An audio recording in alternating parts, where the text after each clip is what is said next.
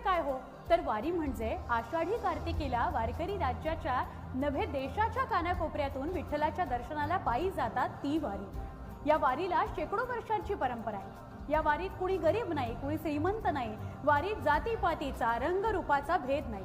वारी म्हणजे अवर्णनीय असा भक्तीचा आनंदाचा सोहळाच जणू।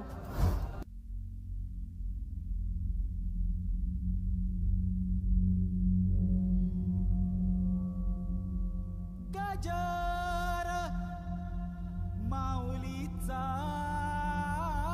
गजर गजर